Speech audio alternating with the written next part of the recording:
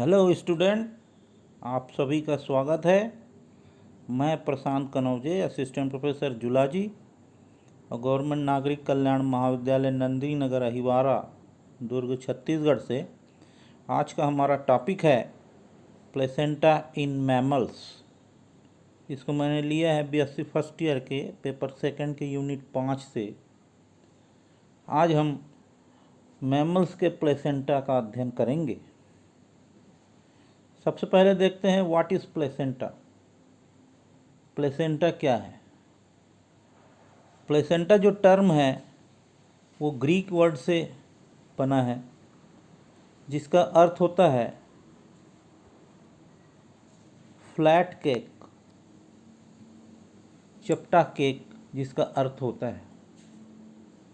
और विभिन्न जो मैमल्स हैं उसमें जो एम्ब्रियो की जो न्यूट्रिशन की विधि होती है वो अलग अलग होती है, वो प्लेसेंटा के द्वारा होती है।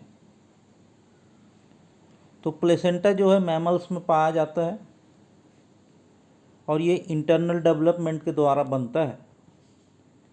और जो embryo development inside the uterus of mother, the embryo makes contact with the uterine wall bye A special kind of tissue called placenta. जो एम्ब्रियो यूट्रस, मदर के यूट्रस में रहता है, वो एक विशेष प्रकार की टिश्यूज़ के द्वारा कांटेक्ट में रहता है, उसी को कहा जाता है placenta. It is form by the contribution of embryonic and maternal tissue. Embryo के टिश्यू से और मैटरनल मतलब मदर के टिश्यू से यह प्लेसेंटा का निर्माण होता है। The process of development of placenta is called placentation. और प्लेसेंटा के बनने की प्रक्रिया को प्लेसेंटेशन कहते हैं। यह एक ऐसी रचना है जिसके माध्यम से बच्चे देने वाले मैमल्स के भ्रूण अपनी माता के यूट्रस से ऑक्सीजन और विभिन्न प्रकार के न्यूट्रिटिव फूड मटेरियल प्राप्त करते हैं और एक्सक्रीटरी मटेरियल के रूप में एक्सक्रीशन संपन्न करते हैं। तो प्लेसेंटा एक अंग है जो एम्ब्रियो एवं मदर के बीच का एक लिविंग कड़ी स्थापित करती है। आगे देखते हैं डेवलपमेंट ऑफ प्लेसेंटा। प्लेसेंटा का विकास कैसे होता है? तो प्लेसेंटा को हम कह सकते हैं कि placenta is the structure and functional unit of embryo and mother. Harvey ने बताया कि प्लेसेंटा एक कनेक्टिव लिंक है जो मदर और एम्ब्रियो को जोड़े रखता है। तो ये प्लेसेंटा का विकास कैसे होता है, जिसको हम प्लेसेंटेशन कहते हैं। और जो प्लेसेंटेशन है involve in interaction and attachment between the uterine wall of the mother and chorion and allantois of the embryo. ये मदर के टिश्यूज़ का और एम्ब्रियो के कोरियन और एलेंटाइस के बीच का इंटरेक्शन है। यहाँ पर हमने डायग्राम लिया है इम्प्लांटेशन का। इम्प्लांटेशन को इसलिए समझाना जरूरी है, तभी हम प्लेसेंटेशन के डेवलपमेंट को समझ पाएंगे। जब एम्ब्रियो कब बनता है? जब फर्टिलाइजेशन के समय मेल के स्पर्मेटोजेनेसिस से स्पर्म का निर्माण होता है, ओवा के oogenesis से ओवा का निर्माण होता है और इन दोनों का फ्यूज़न होता है। तो फर्टिलाइजेशन के द्वारा, फर्टिलाइज एग के द्वारा क्या बनता है? जाइगोट बनता है। इसको बोलते हैं फर्टिलाइज एग। और ये जो फर्टिलाइज एग है इसमें सेल डिवीज़न होता है, और इम्प्लांटेशन के बाद देखिए ये फर्टिलाइज एग है, इसमें सेल डिवीज़न हुआ तो ये किस में कन्वर्ट हुआ, मारूला में कन्वर्ट हुआ, फिर ये ब्लास्टूला में कन्वर्ट हुआ, और ये जो है ये यूटेराइन कैविटी है, यूटेरस की कैविटी है, ये यूटेरस की मसल्स है, ये यूटेराइन एपिथेलियम है। तो ये ब्लास्टोसील जाकर कहाँ पे इम्प्लांटेशन हो गया, यूटेराइन एपिथेलियम में, और इसके बाद ऐसे फिंगर लाइक प्रोजेक्शन का निर्माण हो रहा है। ये देखिए ये फिंगर लाइक प्रोजेक्शन का निर्माण हो रहा है। इसको कहा जाता है कोरियानिक विलाई, इसको कहा जाता है कोरियानिक विलाई। और ये कोरियानिक विलाई एंडोमेट्रियम, एंडोमेट्रियम मतलब यूटेरस की आंतरिक लेयर, यूटेरस की 3 लेयर होती है जो कि एंडोमेट्रियम, पेरीमेट्रियम, मायोमेट्रियम, इन्हीं लेयर से अंदर वाली जो लेयर है एंडोमेट्रियम से प्लेसेंटा का निर्माण होता है। तो ये जो फिंगर लाइक प्रोजेक्शन है ये कोरियानिक विलाई कहलाती है, और एंडोमेट्रियम जो कि यूटेराइन वॉल है उससे इंटरडाइजेस्टेड हो जाती है और फिर बाद में जाकर प्लेसेंटा का निर्माण करती है। इस प्रकार हम प्लेसेंटा को कह सकते हैं, placenta is known as connecting link between mother and embryo but no blood mixing. इसमें प्लेसेंटा के द्वारा ब्लड मिक्स नहीं होता। तो हम अब आगे देखते हैं डेफिनेशन क्या कहती है। Special kind of tissue connection between the mother and the embryo formed by the inner lining of uterus and the embryo membrane for the purpose of physiological exchange of material. ये definition क्या कह रही है कि placenta वो है जो एक विशेष प्रकार की टिश्यू है और किसमें कनेक्शन कर रही है, बिटवीन मदर एंड एम्ब्रियो के बीच में कनेक्शन कर रही है, और किससे बनी है, inner lining of uterus wall, और यह embryo membrane for the purpose of, काहे के लिए, फिजियोलॉजिकल एक्सचेंज ऑफ मटेरियल।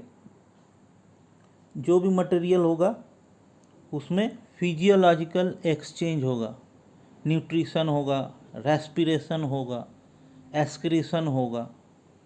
तो ये जो है विभिन्न प्रकार के जो फिजियोलॉजिकल एक्सचेंज है वो मटेरियल का प्लेसेंटा के द्वारा होता है। तो ये डेफिनेशन जो है अपने आप में पूर्ण है। और भी बहुत सारे वैज्ञानिकों ने डेफिनेशन दी, जैसा कि fusion of foetal tissue with maternal tissue but there is no mixing of blood between embryo and mother. ये भी एक प्रकार की डेफिनेशन है प्लेसेंटा का।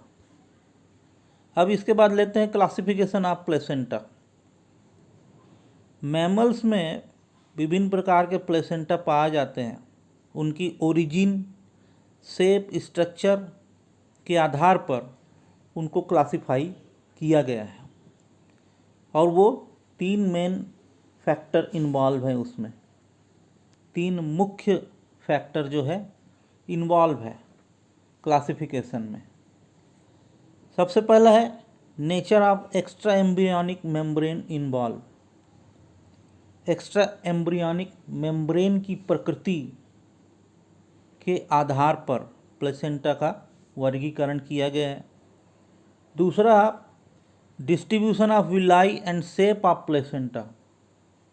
प्लेसेंटा के ऊपर प्लेसेंटा की आकृति के अनुसार विलाई, जिसको हिंदी में अंकुरों कहते हैं, अंकुर की वितरण प्लेसेंटा के ऊपर कितना होता है उसके आधार पर इसका क्लासिफिकेशन किया गया है। और तीसरा है degree of intimacy between foetal and maternal tissue और हिस्टोलॉजी। इसको कहा जाता है कि एम्ब्रियो, फीटल मतलब एम्ब्रियो, मैटरनल मतलब मदर, एम्ब्रियो और मदर के टिश्यूज़ के जो दोनों के बीच में जो इंटीमेसी होता है, जो हिस्टोलॉजी जिसको औतिकी बोलते हैं, उसके आधार पर प्लेसेंटा का क्लासिफिकेशन किया गया है। सबसे पहले लेते हैं types according to extra embryonic membrane. According to extra embryonic membrane are involve mode of origin. तो यहाँ पर जो एक्स्ट्रा एम्ब्रियोनिक मेम्ब्रेन है, जो कि इसको प्लेसेंटा को 3 प्रकार में डिवाइड करती है, 3 भागों में प्लेसेंटा को बांटती है एक्स्ट्रा एम्ब्रियोनिक मेम्ब्रेन की उपस्थिति के कारण। सबसे पहले है yolk sac placenta. Placenta derive from yolk sac and chorion. यह प्लेसेंटा, जैसा कि मेटाथीरिया में कंगारू होते हैं, में प्लेसेंटा योक सैक और कोरियन से विकसित होता है। यह प्रिमिटिव प्रकार का है, प्रारंभिक प्रकार का है। इसमें ब्लास्टोसिस्ट के निचले भाग में विकसित योक सैक आकार में बहुत बड़े होते हैं। इसका जो योक सैक है, ब्लास्टोसिस्ट, इसका नाम ही दिया गया है योक सैक प्लेसेंटा। ये जो योक सैक है, यह आकार में काफ़ी बड़ा होता है और लगभग पूरे एम्ब्रियो तथा उसकी एमनियन को घेरता है। एमनियन और ये एम्ब्रियो, इसको योक जो है घेर लेता है, करीब करीब घेरे रहता है। योक सैक की जो मेम्ब्रेन होती है कोरियन के सीधे संपर्क में होती है, कोरियन के सीधे संपर्क में होती है, जिसकी उंगलियों के समान जो कि प्रवर्ध बनते हैं, विलाई बनता है और यूट्रस के वॉल में ये फिक्स हो जाते हैं। इसमें जो ब्लास्टोसिस्ट को एम्ब्रियो समय से पूर्व गर्भाशय से बाहर निकलने से रोकती है। तो इस प्रकार यह जो है योक सैक प्लेसेंटा पाया जाता है। दूसरा है एलेंटोनिक प्लेसेंटा। इस प्लेसेंटा को देखते हैं, एलेंटाइक प्लेसेंटा। यह जो प्लेसेंटा है Eutheria organ embryonic nutrition in majority of Eutheria और the chief organ of embryonic nutrition is the allantoic placenta. यह क्या करता है, अधिकांश यूथीरियन में एम्ब्रियो के न्यूट्रिशन का मुख्य अंग एलेंटाइस और कोरियन द्वारा निर्मित एलेंटाइक प्लेसेंटा होता है। और allantoic is a sac like outgrowth from the hindgut of embryo. Allantoic जो है, जो कि ये है जो एक सैक लाइक आउटग्रोथ बनाता है। कहाँ बनाता है? हैंडगट ऑफ एम्ब्रियो। एम्ब्रियो के हैंडगट में आउटग्रोथ बनाता है, sac like structure. It line externally by mesoderm and internally by endoderm. और यह बाहर से मीजोडर्म से और अंदर से एंडोडर्म से लाइन किया हुआ होता है।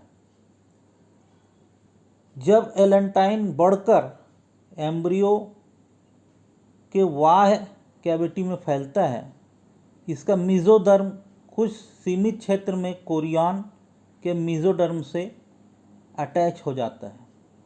एलेंटाइज और कोरियन के संलग्न से बना स्तर एलेंटो कोरियन कहलाता है। एलेंटो कोरियन कहलाता है, जो कि किसके संयोग से बन रहा है? एलेंटाइन और कोरियन के मिलने से। यह प्रचुर मात्रा में संवहनी हो जाता है और विलाई को प्रक्षेपित हो जाता है।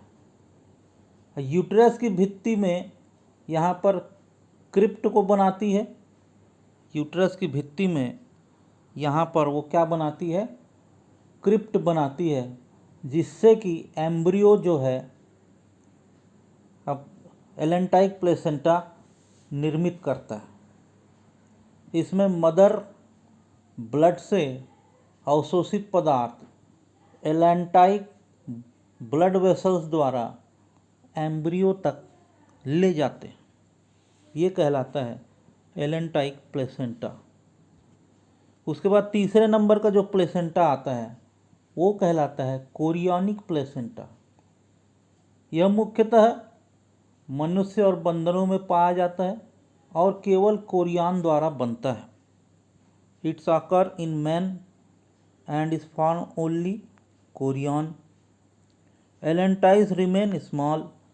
एलेंटाइज यहाँ पर छोटा रहता है और कोरियान तक नहीं पहुँच पाता, लेकिन इसकी मीजोडर्म और ब्लड वेसल्स कोरियान तक फैली रहती है। किसकी? एलेंटाइज जो है छोटा रह जाता है और कहाँ तक नहीं पहुँच पाता? मीजोडर्म तक नहीं पहुँच पाता, लेकिन इसकी मीजोडर्म और ब्लड वेसल्स कोरियान तक फैली रहती है, जिसके अंकुर संगत यूट्रस गर्तों में प्रवेश करके कोरियोनिक प्लेसेंटा का निर्माण करते हैं। Its mesoderm and blood vessels grow up to chorion whose villi enter the uterine crisp forming chorionic placenta. इस प्रकार यह तीसरा नंबर का जो प्लेसेंटा है वो निर्मित होता है। अब लेते हैं second type, according to shape and distribution of villi. Villi जिसको अंकुर कहा जाता है हिंदी में, प्लेसेंटा के ऊपर क्या क्या अंकुर पाए जाते हैं। इनमें सबसे पहले हम पार्ट आता है non deciduate placenta. Non deciduate placenta यह अधिकांशतः मैमल्स में जो विलाई है सिंपल होता है, बिना ब्रांच वाले होते हैं। एम्ब्रियो और यूट्रस भित्ति के बीच एक स्पेशल संबंध बनाते हैं और यह जब जन्म के समय मदर के ऊतकों को बिना कोई हानि पहुंचाए सुगमतापूर्वक निकाल दिए जाते हैं। मदर के जो ऊतक है उसको बिना किसी हानि पहुंचाए ये ईजिली ये निकाल दिए जाते हैं। तो बॉडी के बाद मतलब बर्थ के बाद कट के नहीं जाता है ये, तो ईजिली ये बाहर निकाल दिया जाता है। और इसमें पहला जो पार्ट आता है जिसको हम अभी देख रहे हैं, क्या? Types according to shape and distribution of villi. इस प्रकार जो यूट्रस का जो टिश्यू है का कोई भाग बाहर नहीं आता और ब्लड जो है ज़्यादा बहता नहीं। इस लगभग संपूर्ण ट्रोपोब्लास्ट प्लेसेंटा के निर्माण में भाग लेता है। और इसमें जो विलाई पाए जाते हैं उनके अनुसार इसमें डिफरेंट टाइप्स ऑफ प्लेसेंटा पाए जाते हैं, जो कि पहला है डिफ्यूज टाइप ऑफ प्लेसेंटा। ये सब कुछ मैमल्स में पाए जाते हैं, जैसे हॉर्स हो गए, पिग हो गए। The chronic villi remains scattered all over. ये जो क्रॉनिक विलाई है ये ऐसे पूरे प्लेसेंटा में फैले हुए पाए जाते हैं। स्कैटर्ड मतलब फैले हुए पाए जाते हैं। The surface of the chorion and their placenta are correspondingly expensive.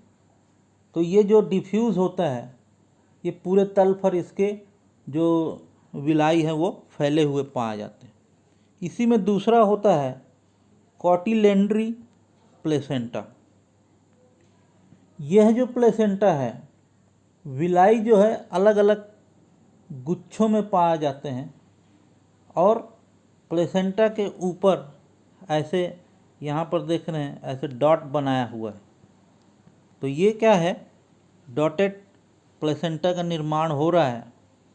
तो cotyledonary placenta the villi are found in groups of patches, ऐसे झुंड बनाते, विलाई जो है पैचेस बना रहा है, ऐसे झुंड टाइप का प्लेसेंटा के ऊपर बना रहा है।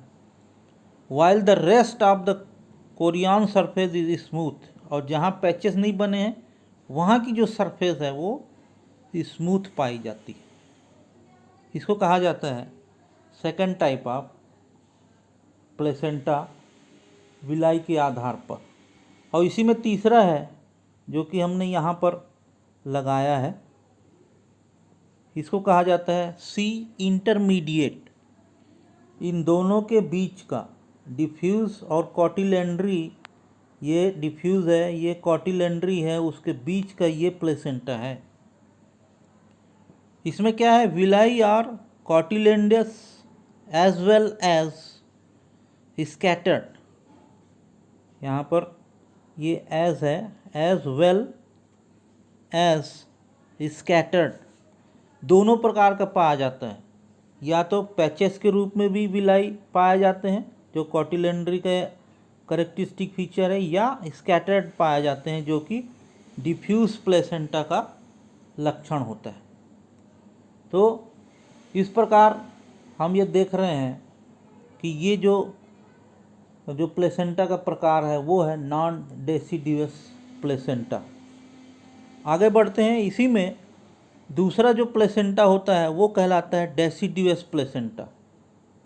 डेसिडियस प्लेसेंटा जो है इसमें विलाई जो है जटिल शाखित और घनिष्ठतापूर्वक संबंधित रहते हैं, जिसमें कि विलाई जो है सॉलिड एकदम तरीके से फिट रहता है और जन्म के समय मदर की जो टिश्यू की विविध मात्रा में जो रक्त ब्लड बाहर निकलता है वो कार्यक्षम होने से प्लेसेंटा एम्ब्रियो के ऊपर ट्रोफोब्लास्ट के एक छोटे से क्षेत्र पर ही बनता है।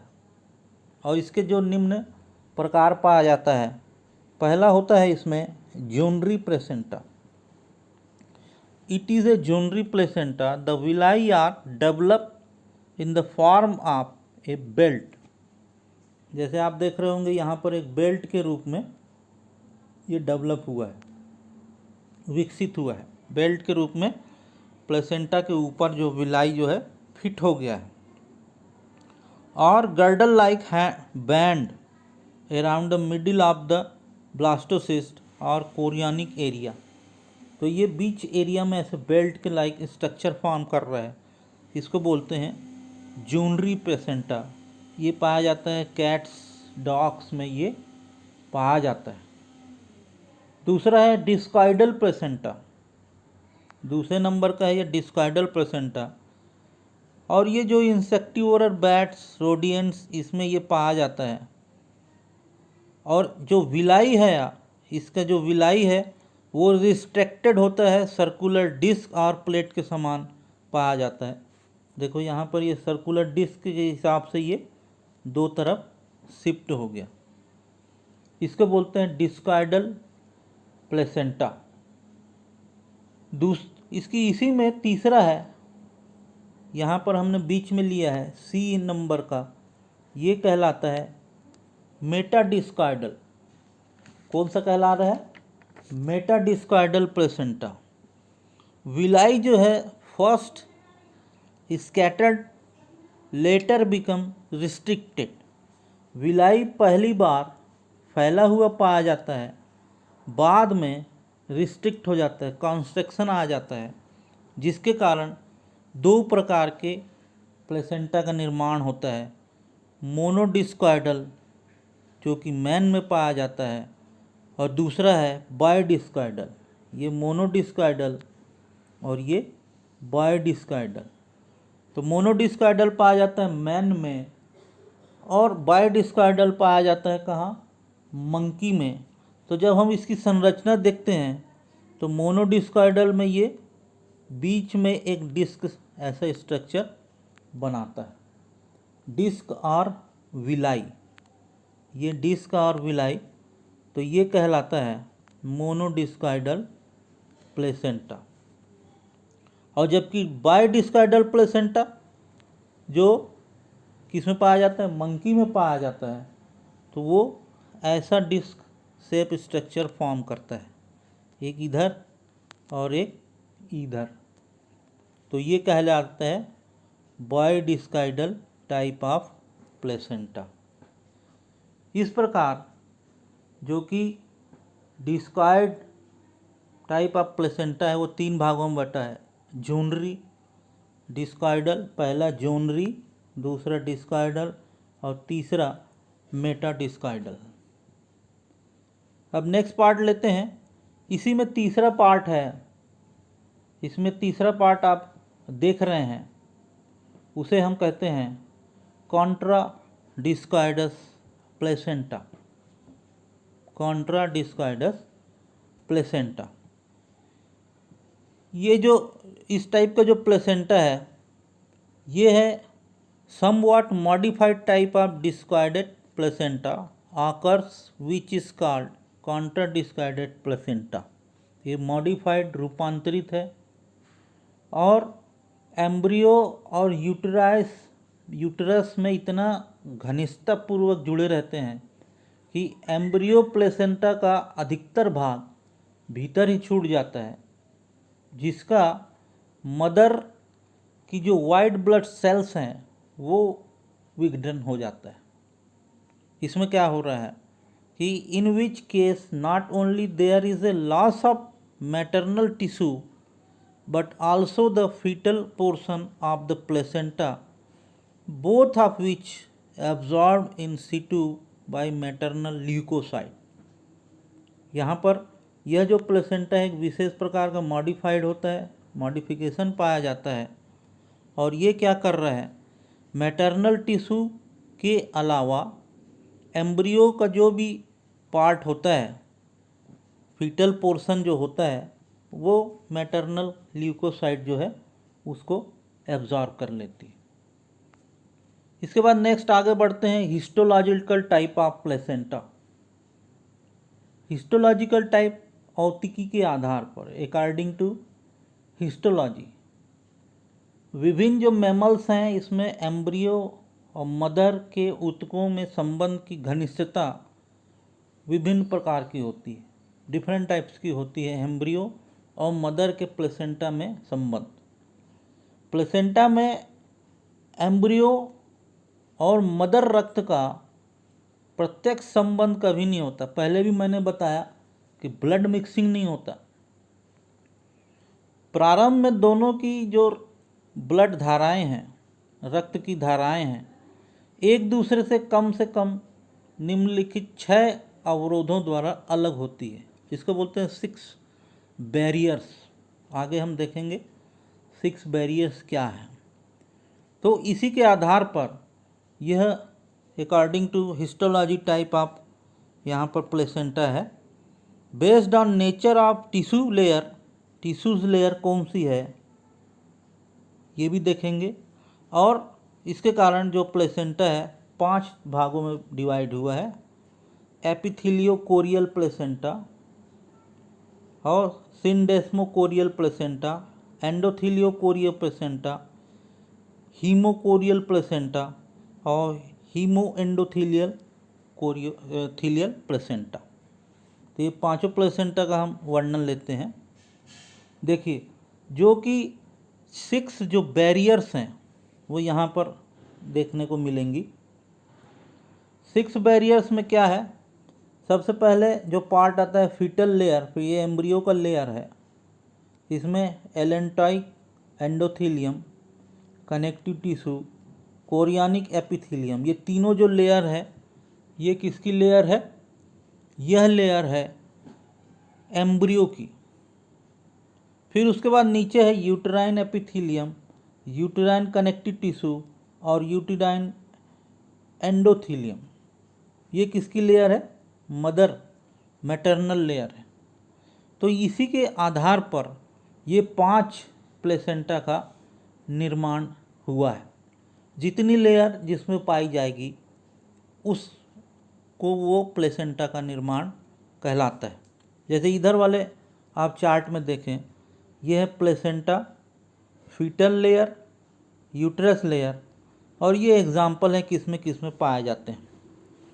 तो जो एपिथेलियोकोरियल प्लेसेंटा है उसमें ये पूरी की पूरी लेयर पाई जाती है, ये 3 फीटल की और 3 मदर की। सिनडेस्मोकोरियल जो प्लेसेंटा है उसमें फीटल की 3 लेयर होती है, लेकिन मैटरनल वाली 2 लेयर होती है। यहाँ से मैटरनल वाली जो लेयर है वो 1 ख़त्म हो जाती है। और एंडोथीलियोकोरियन में फीटल की तो 3 है एम्ब्रियो की, लेकिन मदर की 2 ख़त्म होकर 1 ही पाई जाती है। और हीमोकोरियल जो प्लेसेंटा है ये वाला, इसमें सिर्फ फीटल की 3 लेयर होती है, मदर वाली ख़त्म हो जाती है।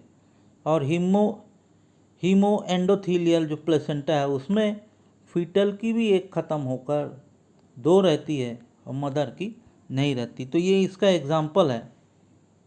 तो आगे हम देखते हैं स्ट्रक्चर कि कैसे ये 5 जो है प्लेसेंटा बनते हैं।